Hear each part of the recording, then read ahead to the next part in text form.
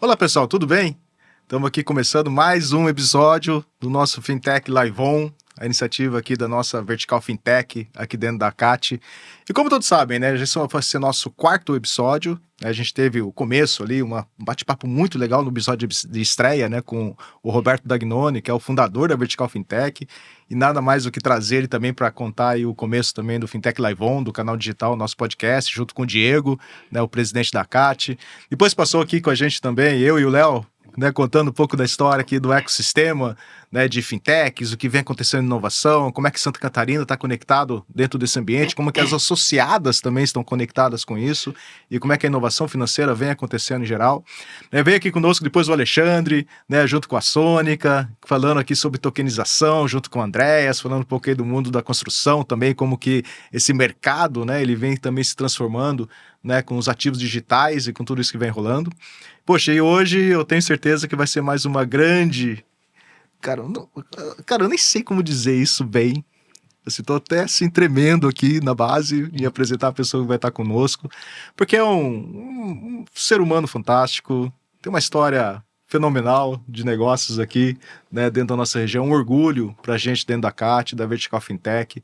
Tava brincando aqui um pouquinho com ele no bastidor, falando assim, olha, o dia que tem a reunião da Vertical Fintech e eu não vejo a empresa dele lá dentro, que isso não aconteceu, mas se um dia isso acontecer, é como se não houvesse a reunião. Assim, precisa estar lá, porque de fato, tem uma história fantástica como empreendedor, como empresa, e mais do que tudo é um manezinho da ilha, né? Descobri aqui, ele vai contar um pouquinho da história dele. E a gente vai estar aqui então, seguindo esse capítulo da inovação financeira, mas eu acho que hoje mais do que tudo, contando muito da história de como tudo isso vem acontecendo. Afinal, nada mais nada menos, eu estou aqui com o Edson Silva, né, do Grupo Nexus. Edson, um grande prazer, uma grande honra ter você aqui dentro, né, ter a sua representação, não só como pessoa, mas como empresa, empreendedor, tudo isso que você vem construir na nossa região e que vem levando isso para o mundo, né? Então, queria muito agradecer a tua presença e eu vou deixar você se apresentar, né, contar um pouco da tua história, conta um pouquinho aí do que vem sendo, né, o Grupo Nexus, como isso vem evoluindo. Então, muito obrigado por estar conosco hoje. O prazer é meu aqui de poder estar aqui com vocês, contribuindo aqui com um pouquinho da nossa história, o que nos trouxe até aqui, o que vai nos levar para o futuro, e principalmente desse Nexera, Grupo Nex, que nasceu, né, da ousadia nossa, né, porque eu sou engenheiro, né, engenheiro civil, quer dizer, engenheiro civil, trabalhando em tecnologia, muito finanças, caí por acidente ali. Uau! Né, quando eu resolvi trabalhar, assim, eu vou trabalhar com o quê? Não sei, o meu pai disse, olha, tem um negócio aí, tá falando de computadores, de repente tu vai trabalhar com computador, assim, vou, não sei o que é, mas vou conhecer. Aí caí num concurso para trabalhar no BESC, na área de finanças, pior ainda, não sabia o que era finanças. Né? O engenheiro na área de finanças, que isso, anos 80, 90? Isso em 79. Uau, olha isso. E aí, eu assim, finanças, computador, o que é tudo isso? Como a minha vida sempre foi de desafiar, eu vou me desafiar também. E aí tive uma experiência grata, porque quando eu entrei para trabalhar, eu fui trabalhar como digitador. Né?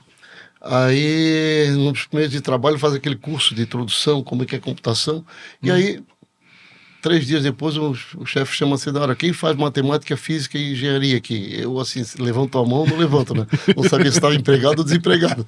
Bom, ruim. Aí, engenharia estudo o dia todo, né? Aí, assim, eu vou me arriscar, levantei a mão assim, vamos passar do lado, assim, pronto. Acabou o emprego. Não, ele assim, ó, nós estamos iniciando todo um processo de desenvolvimento de um core bancário novo e a gente precisa formar analistas. Então, quem faz engenharia matemática e física vai para um outro grupo. Então, eu de 3 dias de trabalho, eu virei candidato ainda a programador e analista. E assim, se o desafio era grande, ficou maior ainda. Mas foi uma escola fantástica, porque o BESC passava por uma transformação. Nós participamos de um desenvolvimento de todo um legado de banco, toda a estrutura de um banco. E quando eu me formei, eu ainda assinei a planta do CPD do banco, para entender como engenheiro civil. Então, mas foi um aprendizado muito grande. Né? Então, passamos aí 8 anos da nossa história trabalhando no banco, até que um dia veio aquela onda do home banking, né? Fala de home banking, os bancos querendo sair, né, para abrir as infraestruturas de atendimento público, começou a abrir as primeiras agências remotas, e agora precisamos chegar na casa dos clientes PJ, principalmente o mundo do B2B. porque era muito caro, né? Não existia internet, a infraestrutura de telecomunicação era precária, cara, e os bancos queriam chegar lá. Então, vamos desenvolver um projeto. Aí eu fui fazer um curso de EDI, EDIFACT, né? Que era ministrado por uma professora daqui, mas ela dava aula nos Estados Unidos. Foi um curso bem interessante, e nos ensinou que seria construir uma rede, mensageria, criptografias, e já naquela época falava-se disso. E aí, quando nós olhamos para o BESC, nós somos um banco tão pequeno, como é que nós vamos aparecer? Né? Aí resolvemos fazer um home bank multibanco. Uau. Era o princípio do Open Finance quase. Ou seja, quer navegar, entra por aqui, você vai entrar em qualquer banco. Aí o nosso chefe disse assim, não, isso é loucura. Não, mas não vamos fazer. Fizemos do BESC e depois fizemos outro. Aí ele disse, não queremos. Aí nós pedimos demissão, então vamos fazer fora. Quem sabe o futuro vai ser rede, né? E aí dizíamos... Quem sabe o futuro vai ser rede. Olha isso. E aí, assim, vamos montar essa rede. Lá foram os três corajosos, né? O meu irmão já trabalhava junto, tinha participado do concurso, o Rui, Miller também. Resolvemos montar esse projeto. Enquanto era empregado de banco, a gente tinha recursos para me financiar. Quando na rua, a gente via assim, e agora? O que eu vou fazer com pouco dinheiro, né? Mas fomos ousados, vendemos o que podia, contratamos, se alguém já ouviu falar de LPCD, linha privada de comunicação de dados, montamos uma rede integrando as capitais e a linha, aquela modem remota, faz aquele barulho, lá, dentro das cidades fazer uma comunicação. Pegamos o sul, sudeste, centro-oeste, montamos uma rede própria. E aí, de repente, descobrimos que nos Estados Unidos já se falava de internet nas universidades. Assim, esse projeto começou em 89, em 92 nasceu a empresa. Sim. Vamos, quem sabe, criar uma rede baseada nesse negócio de internet, TCP/IP. Montamos TCP/IP, uma rede, em 92 começamos a operar. Uau! E aí já vinha conectando bancos, então, aqui? Naquela época nós estávamos tentando conectar banco. Aí, de repente, aparece a gente foi fazer experimentos, chamar algumas empresas para nos permitir fazer o processo com bancos. Na época foram Marisol, Tramontina, Secrisa, Massas Filha, que é aqui do sul também, do Rio Grande do Sul. As 4 fizeram, num determinado momento a Tramontina disse, olha, eu tenho um problema sério com o banco, é certo, tudo que nós queríamos, né? Precisamos conectar com o Banco Meridional e está dando problema. Assim, a gente assumiu o desafio. Assumimos o desafio, resolvemos o problema dela, e aí o banco disse assim, olha, eu tenho 8 mil clientes, se vocês conseguirem me fazer uma proposta boa, eu tombo os 8 mil clientes para vocês. E em 6 meses nós tomamos 8 mil clientes para nós. Foi tudo. Mas queríamos algo diferente do mercado, uma rede que, em termos de custo, era muito menor, a gente compartilhava o mesmo link, usava compressor de dados, multiplexadores, a gente, em cima de um link de alta velocidade, que era 9.600 bits, que era alta velocidade na época. Ultra velocidade na época. Dividia em 8 canais de 1.200 e conseguia numa linha fazer 8, né? Então a gente conseguiu dar performance. E foi muita sorte, porque depois o Meridional foi comprado pelo Bozano, o Santander comprou, aí veio o Banespa, veio o Banco do Noroeste, aí a gente começou a ser conhecido no mercado. Aí em 95, logo em seguida, a internet começa comercialmente no Brasil. Todos os bancos precisavam da infraestrutura de internet. Nós éramos a única rede IP no Brasil. Montado, e aí a Internet Bank nasceu em cima da nossa rede. Uau. O nosso projeto de Home Bank aqui lá ficou para escanteio, ficamos vendendo só a rede. Aí poucos anos nós vendemos a nossa rede para a Embratel e recontratamos o serviço da própria Embratel, né, porque aí precisava expandir essa infraestrutura pelo Brasil, as operadoras tinham capacidade desse investimento, então passamos a rede e a gente começou a ser mais capilarizado no Brasil, mas isso nos permitiu entrar em todo o setor financeiro, né? Então, entre o ano 92, a nossa fundação, e o ano 2000, a gente ocupou o mercado todo de bancos tradicionais, os bancos médios, os bancos internacionais que operavam no Brasil. Aí começou a nossa história, né? Eu vou deixar para conversar aqui em frente. Uau, né? Que fantástico. E aí já era conhecido como Nexera? Nós nascemos com o nome de CompuMarket. CompuMarket. Ao longo desses anos a gente foi estudando um nome novo, né? Porque o nosso primeiro produto chamava-se Skyline. Skyline, a gente olhava muito que linha do horizonte, infinito, um produto que pudesse ser integrado e que pudesse integrar chegar a qualquer distância. E aí a gente começou a estudar o que nós vamos pensar de novo nisso aí, né? Aí veio o nome Nexter. Nexter significa no Esperanto tendência, futuro. E aí, aquele negócio de marketing, né? Vamos latinizar, RA no final, Nextera. Aí o T ficou meio sono muito forte. Vamos tombar o T, virar 2X. Aí virou T, virou 2X. Aí virou uma antena apontando para o lado direito, para cima, que significa na numerologia sorte, caminho positivo, né? Então, combinou tudo. Graças a Deus deu certo. E aí virou Nextera, o primeiro nome. Que fantástico. Eu adoro ouvir as histórias, né? Não só das marcas, das empresas, os nomes, né? Porque é sempre, né, esse componente, né, da ousadia, né, de olhar o futuro, poxa, vamos trazer 8 mil aqui agora, conexões, vamos fazer esse negócio acontecer, né, vamos assumir esses riscos, mas ao mesmo tempo abraçar essas oportunidades, né. Isso a gente vê muito ao longo da história, né, do Nextera. Hoje a gente tem aí, cara, tá vendo alguns números, são 1 milhão de empresas conectadas. 1 milhão e 200 mil empresas já. 1 milhão e 200 mil empresas conectadas. E o que elas mais usam, sim, do Nextera? Qual que é o grande... O que faz 1 milhão e 200 mil clientes estarem contigo? Olha só, nós temos um Brasil de mais de 18 milhões de empresas, né? Então ainda é menos de 10% disso aí, né? É claro que o percentual de empresas pequenas é muito grande. E normalmente elas são usuárias ainda convencionais do Internet Banking, das soluções mais diretas com o banco. Mas se perceber hoje, principalmente hoje, lá atrás, algumas empresas sempre necessitavam comunicar com mais de um banco. Todas as empresas, se olhar média para cima, trabalham com 3 a 8 bancos em média. Sim. Se pegar as concessionárias de serviço público, elas chegam a ter 20 bancos por causa da arrecadação. E aí, quando começa a perceber aquela ideia nossa louca lá atrás, de ter uma ferramenta multibanco, a gente começou chegou no ano 2000, nós potencializamos aquilo lá e levamos para o mercado. E aí você olha assim, ó, e aí tivemos outro evento importante. O SAP entrava forte no Brasil ali no início dos anos 2000, e o compliance do SAP obrigava a não ter manipulação de dados pelos operadores. Então eles queriam que o RP falasse com todos os bancos simultaneamente. Nós éramos a única ferramenta multibanco no Brasil que ousou lá atrás achar que um dia seria isso. E aí a gente pegou uma carona na SAP muito forte e dominamos o mercado da SAP. Isso é tão forte que hoje 80% dos clientes da SAP Brasil, 80%, desculpa, das maiores empresas do Brasil são usuárias nossas, grande parte são SAP ainda. Então, e aí o compliance obrigava que o RP falasse direto com os bancos e numa camada multibanco. Então a nossa está preparada para isso. Então, e o que aconteceu naturalmente com isso aí? Quando tu começa a entender as cadeias de valor dessas empresas, quem vende para essas grandes companhias também são grandes e médias companhias. A grande maioria também usa mais de um banco. Hoje não existe, os bancos, por questão de compliance de risco, não concentram todas as operações num cliente só. Normalmente o banco gosta de ter parte disso aí, parte partilhada no mercado, né? Então essas empresas que têm mais de um banco também precisavam de uma integração nesse sentido. E aí fomos enxergando isso e fomos negociando com os RPs essa infraestrutura. A DataSul, por exemplo, que antes de ser comprada pela TOTVS, tinha um produto chamado Bank Connect. Era a nossa solução. Então, o cliente DataSul falava com todos os bancos através de uma camada única. E se tu pensar de forma fria, hoje, imagina quantos canais eu preciso ter, quantas infraestruturas eu preciso ter de telecomunicação para me comunicar com todo o sistema financeiro. Com a Nextera, eu me conecto num nó e ele faz toda essa derivação. Eu consigo conectar todo mundo. Uau. É uma coisa que sempre vai ser necessário. Falava-se quando a internet nasceu que agora todo mundo ia se conectar via os protocolos IP, endereço IP, e eu ia falar com todo mundo. Não tem como. Eu preciso ter uma infraestrutura para isso.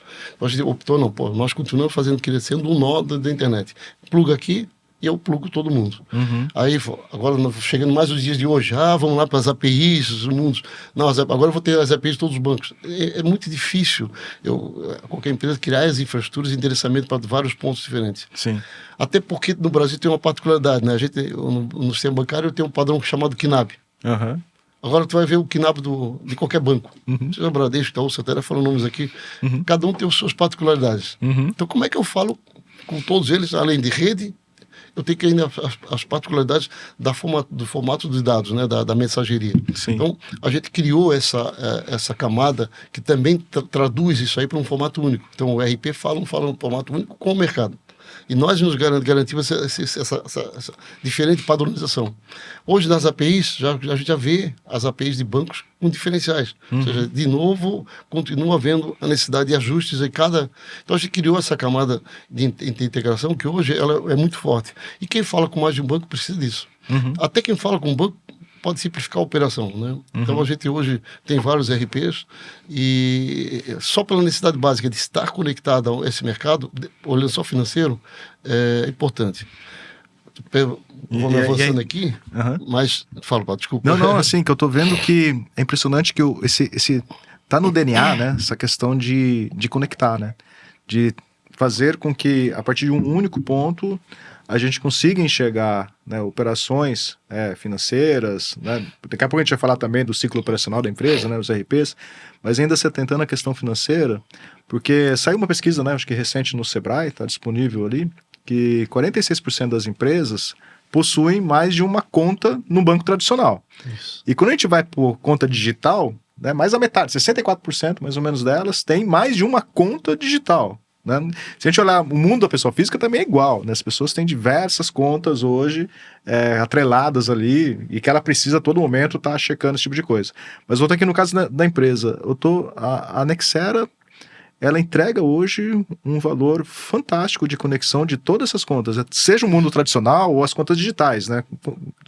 Eu conecto eu conecto bancos digitais, fintechs, cartões adquirentes, que a gente conhece, Cielo, Rede e outros nomes, todos no Brasil são mais de 120 bandeiras de cartão, né? Porque nós falamos que a gente só conhece aquelas convencionais internacionais, mas tem várias private label, né? Bandeiras regionais. Então, o sistema, o mercado fala com essas bandeiras, né? Então, eu preciso integrar essas bandeiras para seja autorizar ou conciliar uma informação. Vamos estender um pouquinho mais. A partir de 2012, nós entramos muito forte na parte de supply chain, falando de supply chain finance, né? Ou seja, agora não é mais a minha empresa com o meu banco, é a minha empresa com todos os meus clientes e meus fornecedores. Sim. Então, tu imagina aquele nó que eu precisava falar com 5 bancos, agora tem do outro lado lá 10 mil empresas. Então, como é que eu faço isso? Entende? De novo, eu vou construir uma rede para isso? Não. O nosso próprio nó passou a conectar com a cadeia de clientes e fornecedores. E aí, cada vez mais tem valor esse nó. Então, isso faz com que o número se multiplicasse muito rapidamente. Na cadeia indireta, que a gente ainda não acompanha, tem mais de 3, 4 milhões ainda para nós conectarmos hoje ainda, de empresas. Mas essa é a necessidade. Eu entro no nó da rede e comunico. E o mais interessante, já me adiantando um pouquinho, depois vai voltar nos dados, é que a partir de 2018, a gente, depois de conquistar uma base importante, entender, a gente passou a distribuir quase a rede de graça. Hoje, um assinante da Nexera, uma assinatura, ele recebe toda a infraestrutura de rede, entre aspas, gratuita. Sim. Eu permito que ele... Porque eu já estou com os nós prontos, a infraestrutura pronta em muitas empresas. Então, por exemplo, se você é um supermercado, quer falar com todos os seus fornecedores, praticamente toda a indústria que vai ser supermercado são nossos clientes. Uau. Então, para mim falar com qualquer indústria, ou mandar um pedido, receber uma nota, mandar um agendamento, qualquer dado que precisa, ele usa a minha rede, porque já está pronta. Eu já estou lá com toda a indústria que vai ser supermercado. Então, qualquer supermercado hoje, com uma assinatura simples, ele entra. Eu não vendo mais redes, né? Basicamente, eu vendo uma assinatura. Isso mudou o perfil, isso vem aumentando justamente a utilização da rede, né? É claro que, a gente vai falar um pouquinho, mas a gente adicionou uma série de componentes de inteligência nisso aí, para ajudar na gestão da própria empresa, que seja na gestão de resultados, de preço, ou de estoque, tudo que vale. Mas eu vou falar um pouquinho mais à frente. Uau, assim, ou seja, é impressionante como isso vai ampliando, né? Isso vai... A casca de cebola, né? Ela nasce ali, né, de uma ideia de conexão, de trazer os bancos, né? Depois vem a cadeia de supply chain. Ou seja... Aquele sonho, vou dizer um sonho, assim, eu trabalhei muito tempo no mercado financeiro, né, assim, nas áreas de crédito do banco, né, do Itaú Unibanco, toda essa história que eu tive. E eu lembro até hoje, assim, eu trabalhando com empresas, avaliando crédito, e a gente ficava, poxa, legal, eu tô enxergando aqui, poxa, um banco grande, tem muita informação lá dentro, né? Então a gente meio que fica achando que é rei da informação, né? E tentando criar ali os produtos, análise e tudo mais. Mas a gente sempre sofria, porque a gente ficava, poxa, como é que eu faço para poder juntar essa informação financeira que eu tenho com o ciclo operacional da empresa? Porque eu tô vendo um lado da história, eu como banco. Né, porque, pô, eu acho que esse produto vai encaixar, porque eu estou percebendo, né, que o ciclo operacional da empresa ali necessita desse giro, desse comportamento, mas de fato o banco não tem a informação do outro lado, né, então a gente fica tentando achar. Então era um sonho pra gente buscar isso, né, e que eu tô entendendo, poxa, você já traz isso numa visão bem consolidada, né, a especialidade é justamente trazer essa visão única, de necessidades da empresa, ciclos operacionais, emissões de notas, supply chain. Por isso é uma cadeia única que o grupo trabalha, né? A mudança estratégica em 18 foi justamente porque a quantidade de empresas versus a quantidade de dados que passam gera uma qualidade de informação muito precisa em relação ao comportamento de qualquer empresa. Sim. E assim, nós, com a visão financeira, a gente consegue ajudar as empresas a melhorar fluxo de caixa. Então, agora temos que aproveitar isso aqui e deixar de ser uma empresa de telecomunicação, ou de informática, ou tecnologia, para ser uma empresa de serviços financeiros. Então, começar a mudar essa visão de entregar tecnologia para entregar resultado. Então, é justamente por causa disso. A quantidade de dados que passa é muito rica. A gente brinca até hoje ainda que a gente mal botou o dedo dentro do nosso lago de dados lá, né? A gente só tá mergulhando ainda, mas tem muita informação rica e a gente vem trabalhando justamente isso, né? Primeiro foi ocupar, né, esse oceano, né, permitir que as empresas falem entre elas. Eu acho que isso hoje é um grande diferencial, não só para nós, mas para as parcerias que desenvolvem com os RPs, com as fintechs, porque muitas precisam desses dados, muitas precisam falar com essas comunidades. Então, a gente acaba sendo um canal que canaliza muito serviço através da nossa infraestrutura hoje. E hoje você conecta com todos os RPs? Como que é esse outro lado? São mais de 200 RPs, tá? Todos os principais estão conosco.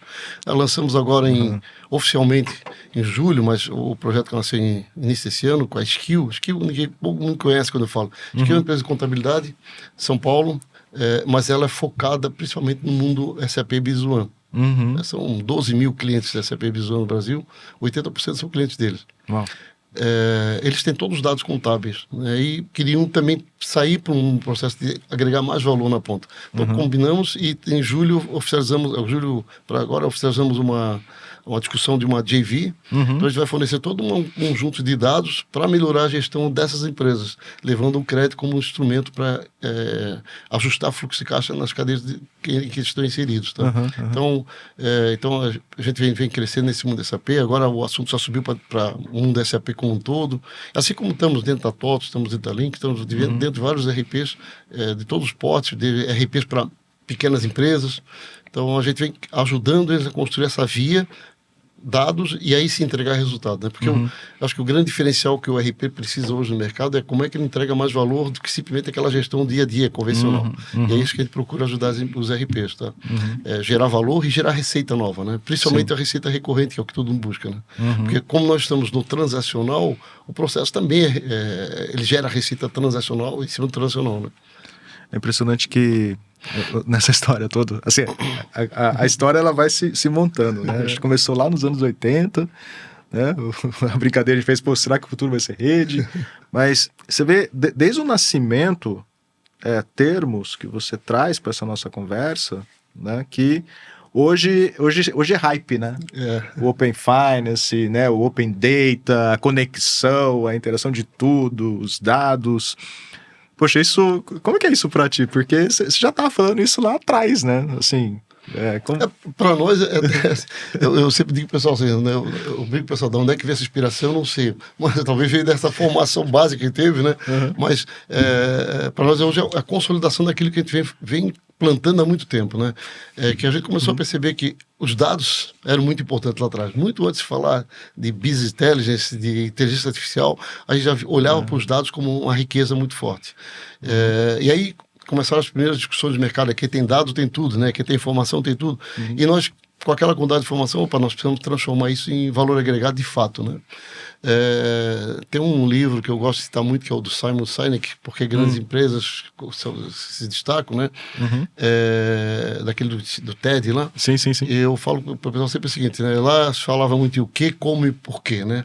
E aí a gente, principalmente em 2012, quando a gente começou a transformar a empresa, eu disse, pessoal, agora o nosso objetivo é o porquê. Porque as empresas vão tomar decisão por nós. Né? Porque eles vão nos escolher. Né? E aí porque o que se fazia, várias empresas começaram a fazer. A rede começou a surgir várias redes. Mas o que eles entregavam de fato? Rede. Né? Qual o valor que se entregava? Né? Então nós tínhamos que atrair para esse valor agregado. E aí começamos justamente a entender esse dado. Então, à medida que foi isso aí, só vê o mercado consolidando aquilo que vai fazendo. Né? Parece que a gente faz e vê um monte de gente copiando. Né? Às vezes eu digo, pessoal, a gente está ficando lento demais. O pessoal está copiando mais rápido ou entendendo mais rápido o mercado, né? Porque com a inteligência artificial, principalmente, as coisas se tornam mais óbvias, cada vez mais, de forma mais fácil.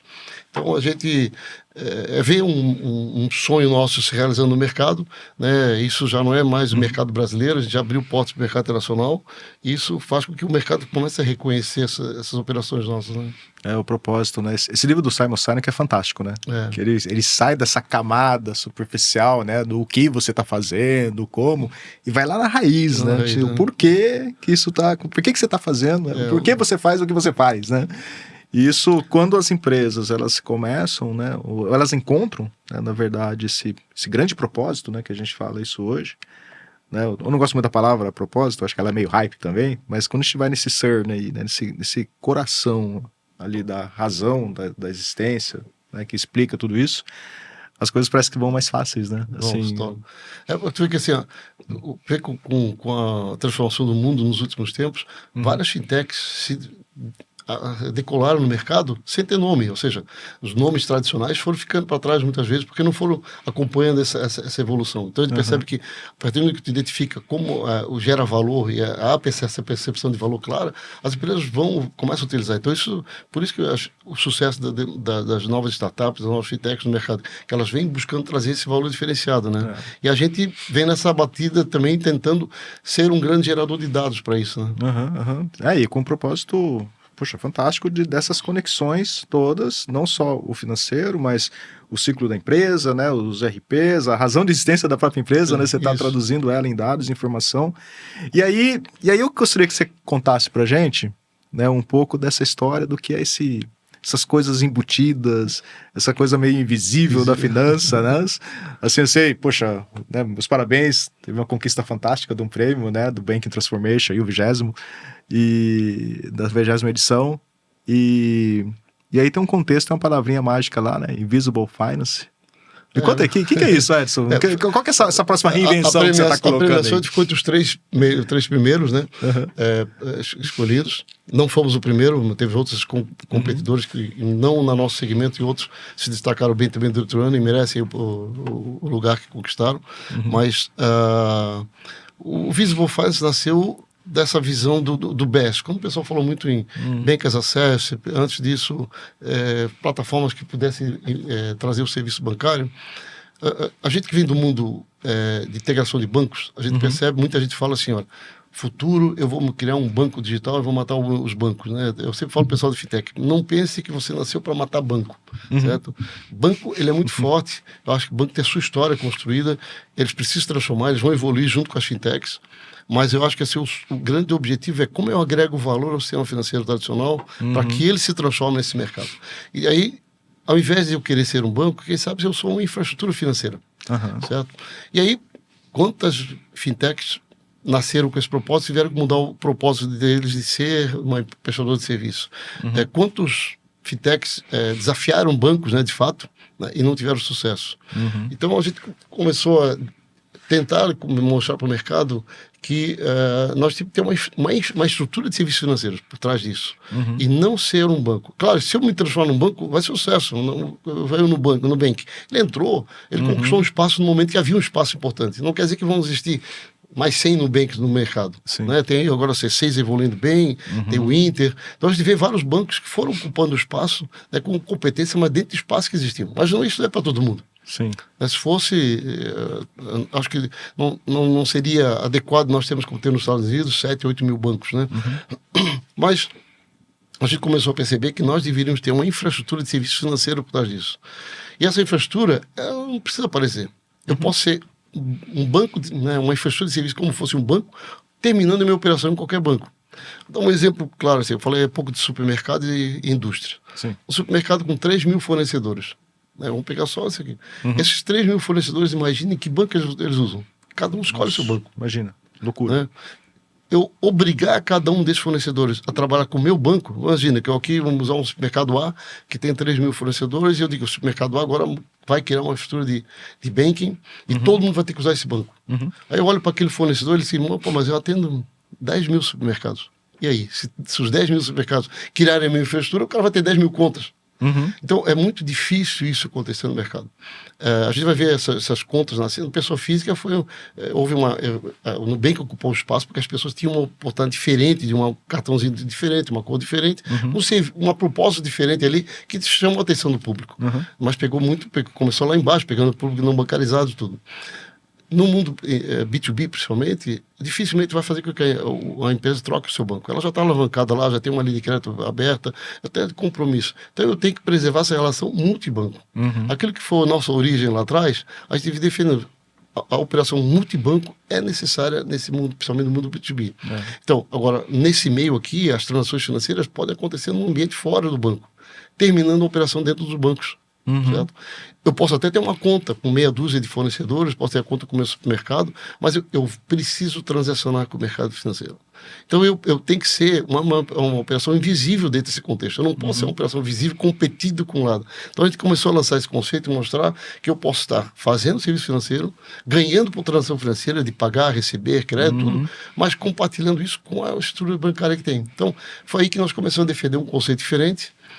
Começou a ter sucesso. Esse projeto que eu citei com a Skill já é um projeto de Visible Finance. Você cria um projeto, imagina 12 mil empresas, cada uma com seus bancos, né? E a gente quer lançar um serviço financeiro competindo com os próprios bancos. Não vai ter sucesso. Primeiro que eles não vão trocar de banco. Segundo que os bancos vão virar nossos competidores. Sim. Agora, se eu aprender a trabalhar com os bancos, criando uma infraestrutura que leve serviço, eu estou ajudando o banco a capilarizar a presença dele, a ter mais presença no mercado, a ter mais transação e os bancos hoje cada vez mais estão retraindo as agências, diminuindo as estruturas, precisam de infraestrutura para isso. Então nós estamos compartilhando objetivos comuns de diminuir a agência, diminuir estruturas, mas ao mesmo tempo chegar na outra ponta. Aquele custo que o banco tirou, ele remunera a outra ponta. Então a gente começou a criar isso aí, esse desenho vem dando certo. Nós temos toda a infraestrutura de um BES, mas não somos BES. Temos a infraestrutura de um banco, mas não somos um banco, mas nós somos uma estrutura financeira. E a gente mostra para as empresas, para os ecossistemas que querem se formar, que isso o futuro tende a ser isso aí. Certo? Então esse é um... assim, é fantástico ver o outro. Eu tô falando tanto fantásticos, né? A palavra aqui, fantástico, impressionante, porque realmente acho que essa história ela nasce daquela visão lá atrás que a gente está dizendo, mas a visão de futuro que você traz, né, para dentro do teu grupo, que você carrega, assim, vou dar alguns exemplos, assim, basta a gente olhar a última edição da Febraban, né, que aconteceu, teve muitos painéis falando sobre a hiperpersonalização de produtos, né, como é que os bancos vão criar produtos cada vez mais super personalizados, né, a futurista lá, a Amy Webb, falando muito sobre essa questão também, o alto poder computacional que a gente tem, de dados, né, os algoritmos, aquela história toda. Só que isso leva para um componente de ecossistema cada vez mais focado naquele indivíduo, né, seja empresa ou seja pessoa física, né. E quando a gente começa a olhar a infinidade, né, de produtos, de negócios, né, de conexões que acontecem aí dentro, é meio que essa busca da descentralização, né, das ofertas e dos serviços.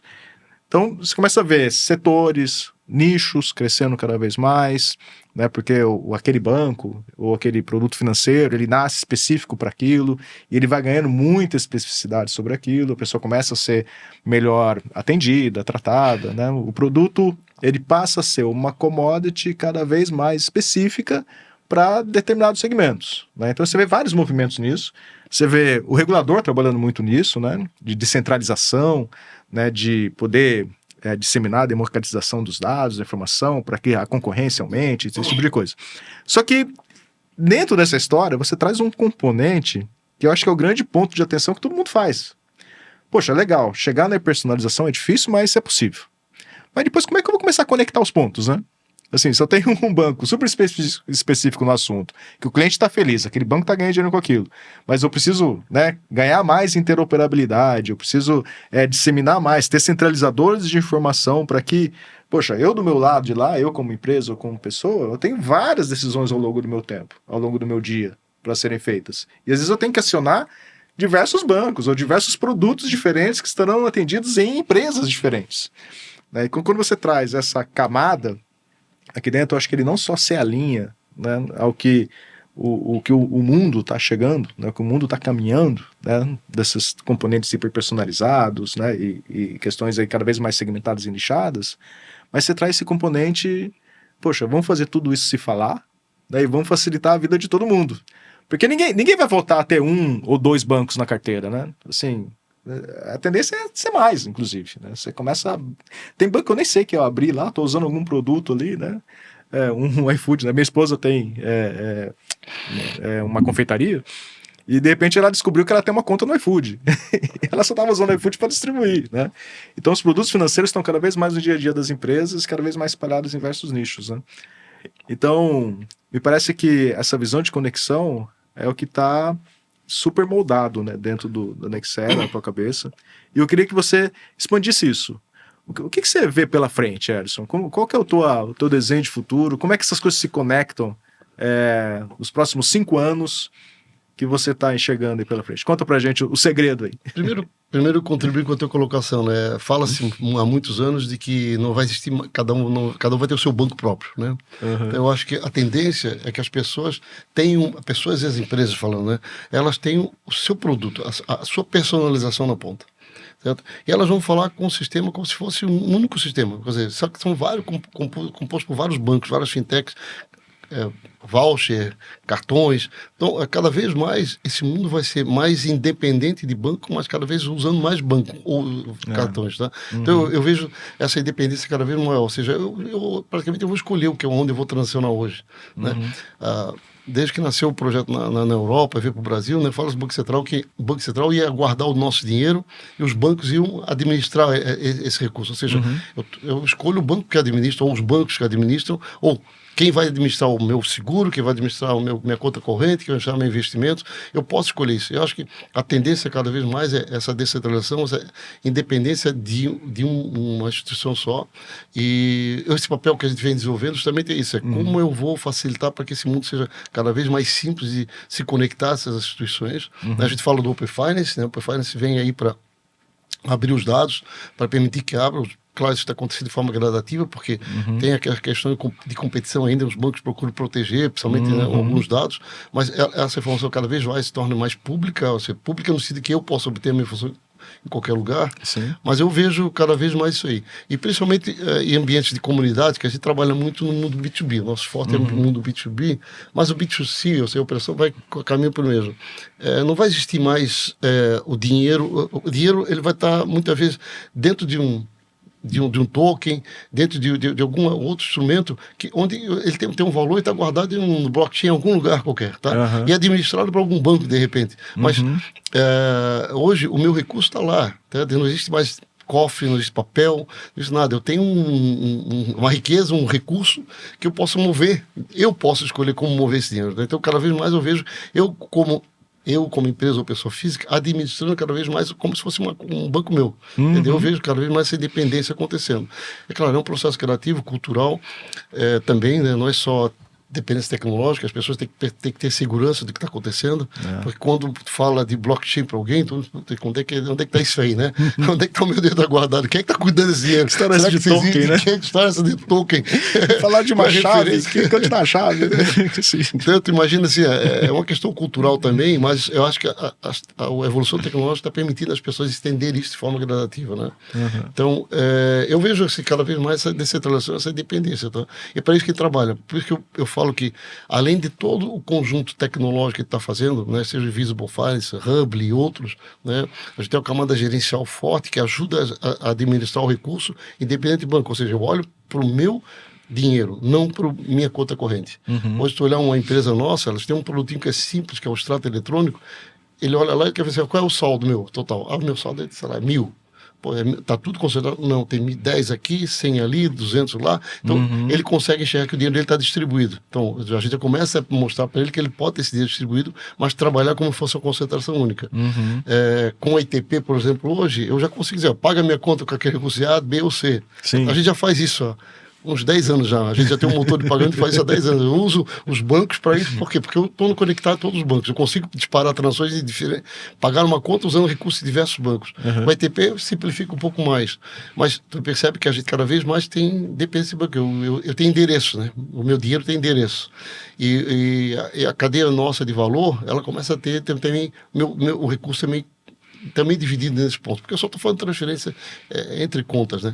E cada vez mais essa transferência de contas se torna mais barato, menos custosa, né? Então é por isso que a gente tem que entregar valor agregado. O papel das fintechs, né? Principalmente falando aqui das fintechs, é justamente como é que eu ajudo ele a gerenciar isso e gerar mais valor no negócio dele, gerar mais resultado para essa empresa, não pensando simplesmente na transação financeira. Né? Então a gente olha o floating, né? Antigamente era ganhar dinheiro, com dinheiro depositado na conta.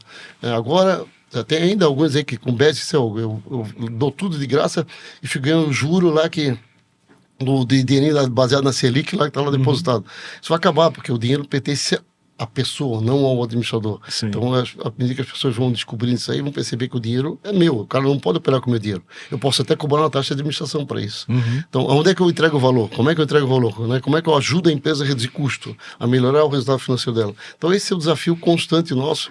E aí, enxergar processo. Que processos existem de empresas, dentro da empresa, para que eu possa melhorar. E aí, o mundo cada vez menos dependente, não é dependente de bancos, né? Menos dependente de um produto do banco, mas sim dependente, o banco faz parte do processo. Eu acho que a gente vai permitir isso aí, que eu tenha a minha própria estrutura financeira quase que, não vou assim, não vou chamar independente, mas uma estrutura financeira totalmente gerenciada, certo? A partir de aplicações que nós estamos entregando para eles. Né? E aí você traz um componente que é o real interesse do cliente, né, no centro, né?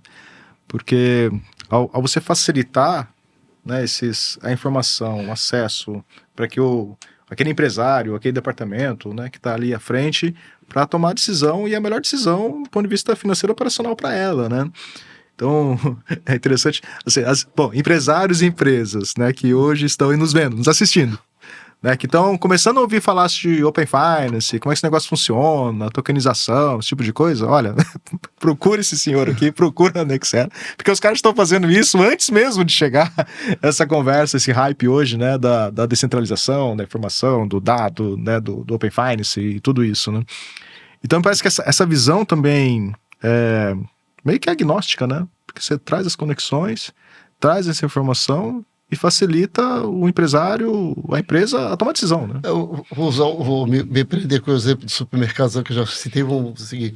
Por exemplo, qual é o sonho do supermercadista hoje? É sair daqueles 2, 3% de margem na última linha do balanço para 2,1, para 3,1. Como é que eu ajudo ele a fazer isso? Né? A gente tem algumas investidas, né? Tem algumas que a gente chegou a aumentar em quase 50% o resultado, fazendo a administração, olhando o processo que acontece no meio. Né? Nós temos uma aqui de Curitiba chamada Unex, que é a união da Nexera com a Unitria, por exemplo, onde a gente faz a gestão de price e perda dentro do supermercado, ou seja, exatamente como comprar, quando comprar, de que forma comprar, porque a gente, como o processo passa por nós, a gente sabe quanto entra, quanto sai e o que não sai. Né? Só um exemplo básico. Né? Então, como é que eu ajudo ele a comprar e precificar? Né? Porque o preço está associado à perda. Né? Então, se eu diminuir perda, eu consigo melhorar o preço e consigo ser mais competitivo. Então, tudo isso é uma conexão com o outro. Então, a gente vai transformando dados numa informação útil para que possa administrar. Aqui, com a tempo certo de Blumenau, que o caminhão sai da indústria, fica parado lá para quantas horas para desembarcar? Ele tem que chegar, desembarcar e ir embora, porque o tempo daquele caminhão parado é caro. Né? Como é que a gente ajuda um caminhão a sair e chegar numa doca e desembarcar? Então, aí que a gente começa a trazer valor para as empresas, porque o dado traz isso. Né? E é isso que a gente procura hoje. Né? O dado, ter esse dado sempre em tempo real. Acho que outro grande preocupação nossa ao longo desse tempo foi ter o dado em tempo real, né? Quase que uma rede viva. O dado tem que estar ali vivo, porque a gente já aprendeu muito com o dado histórico, né? Ele mostra um cenário de passado que pode ser bom ou ruim e pode ser transformado a partir de agora, né? Então, como é que eu ajudo essa empresa que poderia ter uma avaliação muito ruim, mas ela tem um cenário bom hoje, né? Então, a gente tem que chegar a esse cenário, a gente tem que saber se a tendência é para cima, para baixo, e o dia a dia nos apresenta esse dado, né? Às vezes um cenário muito diferente que fazer uma análise de risco convencional usando Bacen, Serasa e outras bases negativas, né? Fantástico. O componente que você traz de cliente no centro para ajudar a tomar a decisão e fechando um ciclo ganha-ganha, né? Porque o principal interesse, o propósito é justamente fazer com que o cara se desenvolva, cresça, né? E tenha aí a melhor decisão dentro desse milhares de decisões que ele tem que tomar, inclusive nessa questão de, poxa, quanto tempo o caminhão fica na doca, como é que ele entra ali, coisa nesse sentido, né? Para atender nosso contrato, ele não tem exigência de 1 ano, 2 anos no nosso contrato, ele pode decidir com 30 dias. Olha isso. A gente se compromete a entregar resultado, entendeu? Acho que esse é o grande desafio nosso, das fintechs, todo mundo, é se comprometer a entregar resultado, né? E aí, a hora que ele começa a perceber esse valor, cada vez mais te usa e cada vez mais ele te recomenda dentro da rede, né? Bom, e assim, acho que a gente está se extrapolando o tempo aqui, né? Dá para ficar horas aqui falando contigo, né? Mas eu tenho que começar a ir pro final. Mas eu queria que você falasse, a gente falou aqui Nexera, né? Mas tem um grupo, né? O grupo Nexus, né? Você pode contar um pouquinho como que funciona o grupo Nexus, quais são as outras empresas ou negócios que tem aí embaixo, como que isso funciona? Claro. Como é que conecta com fintechs também, né? Nossos associados que estão ouvindo aqui estão super interessados também. Como é que a gente se conecta com isso, né? Na realidade, o grupo, a holding nasceu por justamente a identificação de necessidades de investir em alguns outros conhecimentos, né? Então, nasceu como a Nexera inicialmente, a Nexera virou uma empresa e criamos o Grupo Nex. O Grupo Nex é uma variação do nome Nexera, né? Muito inteligente que nós tivemos, é claro, porque nós queríamos preservar a raiz, Nex, N-E-X-X, e aí para complementar 7 letras, que a gente é meio supersticioso, não sei se diz que não é, mas precisa botar 3 letrinhas para ficar 7, né? Aí vou botar E-E-S, né? Porque aí ficou Nexus 2-E-S, muito criativo, é Edenir Edson Silva, só isso. Ótimo. Aí virou o Grupo Nex. Bem criativo.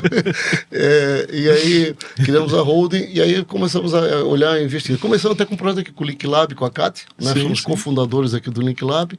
Fiz uma experiência de auxiliar as startups, as fintechs a nascerem. E vimos que depois, com o tempo, a gente ficou aqui como identificados alguns nichos de mercado, que eu já citei Tempo Certo, a Unix. Também olhamos o mundo do PME. Nós precisamos ter uma solução, a nossa solução customizada para o PME. Aí nasceu a Nix, que é uma plataforma que ela parece um BES, mas não um BES. É um conjunto de aplicações desenvolvidas por micro e pequeno, principalmente no mobile, que ajuda ele a fazer essa gestão de forma mais rápida. Né? Investimos numa plataforma de conciliação de recebíveis de cartão. O Brasil é um parto, né? Administrar recebível de cartão, porque tu vende hoje é dia 18, né? Sei lá, eu já perdi um dia. Que dia é hoje? Dia 4. Hoje eu tô dia 4 de dezembro. Pô, 18 dezembro que tá com a cabeça. Hoje é dia 4. Se eu vendo hoje, eu recebo dia 4 de dezembro. Dia 4 de janeiro, né? Eu já tenho perdido até um mês, né? A corrida é tanto que não sabe toda semana. Mas e aí muitas vezes a empresa acha que vai recebendo dentro desse mês. No final do mês eu recebo dia 4. Puta, não recebi ou não recebi, o que acontece? Então a gente investiu muito num processo para olhar para todos os fluxos recebidos de cartão. Então hoje é a maior plataforma de mercado, base da Software Express para a conciliação dos clientes delas, que tem aí 80% do TEF, da Paygo, como dentro do C6 e vários outros conciliadores de mercado. Então a gente foi ajudando o micro pequeno, né? E aí tudo isso numa camada simples, onde dizer, olha, você vendeu tanto ontem, hoje vai entrar tanto na sua conta e ao longo dos próximos 30 dias entra tanto na sua conta. Então, ajudar ele a administrar o fluxo dele de entrada, porque é muito ruim, principalmente para o pequeno, a gestão de fluxo de caixa. Ele não sabe se tem dinheiro, não tem quanto vai ter.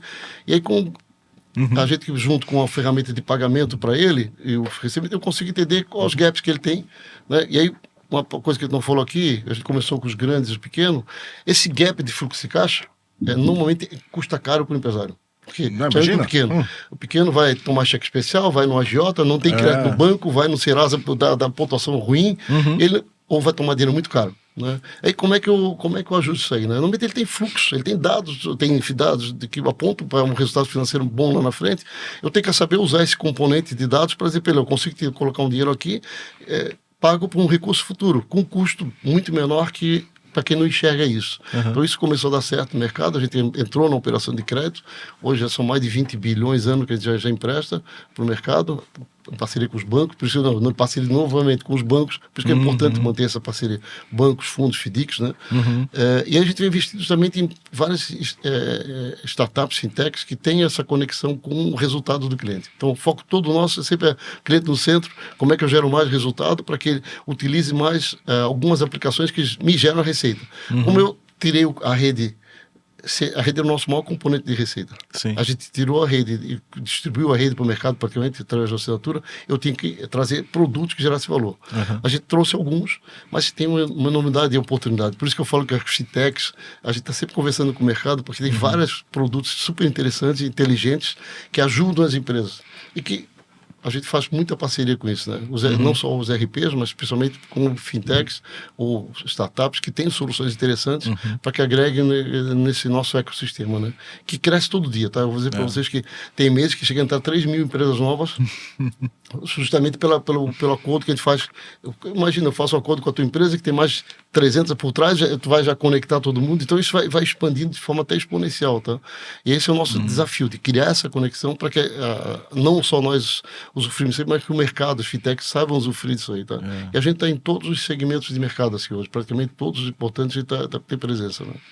É muito, muito legal, por isso que eu digo que é um orgulho pra gente do ecossistema ter você aqui nessa conversa, porque é um exemplo, acho que muito típico dessa força, né, dessa diferenciação, né, que o Manezinho, né, que o Catarino, né, que o estado nosso aqui apresenta em fazer negócios, né, que é, poxa, não é só fazer o certo, fazer ético, fazer o melhor, não é só isso, né, é olhar um ecossistema, é olhar as fortalezas em volta, né, gerar as conexões, a colaboração, que eu venho de São Paulo, né, e quando eu vim para cá eu me encantei, quando eu comecei a ver isso, né, nesse ambiente que a gente vive aqui dentro, né. Eu cheguei aqui em 2019, que eu conheci a Kat, por exemplo, comecei a conversar com os empresários ali no Link Lab até, e comecei a ver, poxa, gente que seria concorrente lá no final da linha, mas que no final está discutindo soluções em conjunto, isso, né, criando negócios, né, buscando a forma de se ajudar e fazer isso crescer, né.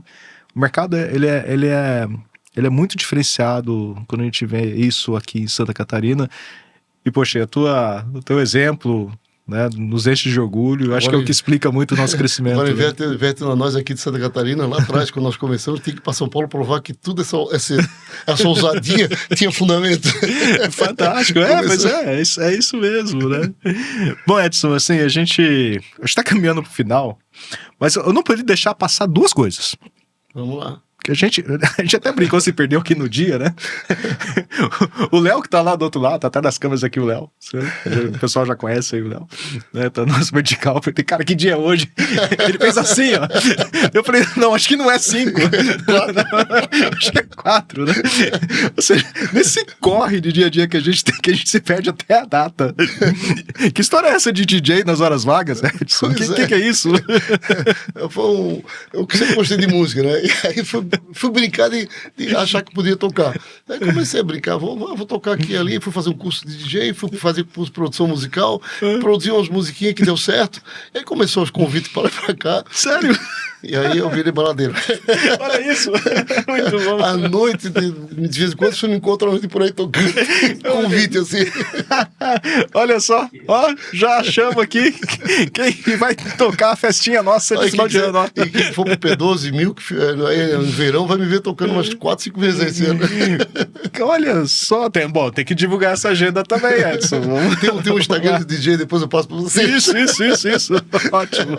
Mas é um hobby que deu, que é para tirar o estresse, porque a música para mim é um relaxante. Eu chego em casa, às vezes, cansado, né, boto o fone, fico ali trabalhando uma musiquinha, ouvindo, e uma hora depois eu tô renovado.